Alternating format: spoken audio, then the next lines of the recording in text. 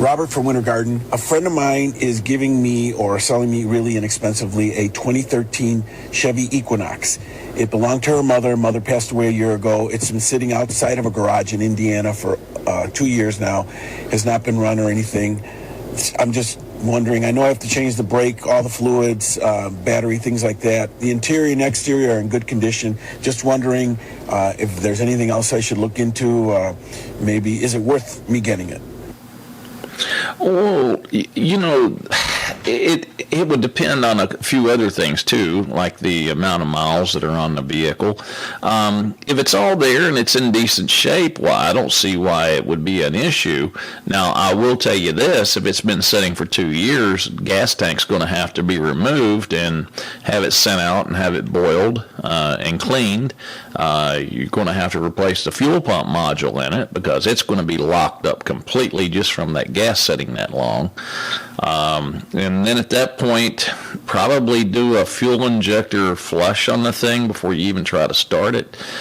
So you got a gas tank's got to be clean. You got a fuel pump module.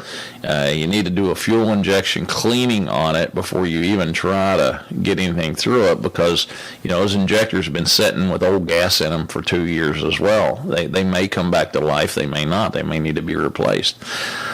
Usually they'll clean up, though, if you do a high-pressure injector cleaning on them. And other things is you may as well figure on putting a battery in it. Battery is going to be bad. Make sure it's got coolant in it, before you even try to start it up. So you may as well plan on, I would say, conservatively, if everything else is in okay condition, engine-wise and transmission-wise, you're probably going to be spending $1,000, $1,500 on it. Now, I will leave you with this food for thought as well. The timing chain on those little 2.4 motors, those little Ecotechs, they have a tendency to give you some issues at around 100,000 miles. So it might be something that you want to kind of look into after you get the vehicle up and running and get it going. But look at it like this. If the vehicle is in decent shape, and you can make a good daily driver out of this thing for, $2,000 or $3,000. What are you going to buy for $2,000 or $3,000 nowadays? You're not going to buy anything that's not going to need $4,000 or $5,000 worth of work. So, if you can get something like that and get it up and running, it's going to leave you two choices. Either you're going to have the work done up there, or you're going to drag it back to Orlando to have the work done. And if you're going to drag it back to Orlando, best thing to do is either use your pickup truck or borrow one, get you a dolly, and either pick one up in Illinois or whatever and hook it on the back of the truck and pull it back yourself because you darn sure don't want to pay to have it transported right now.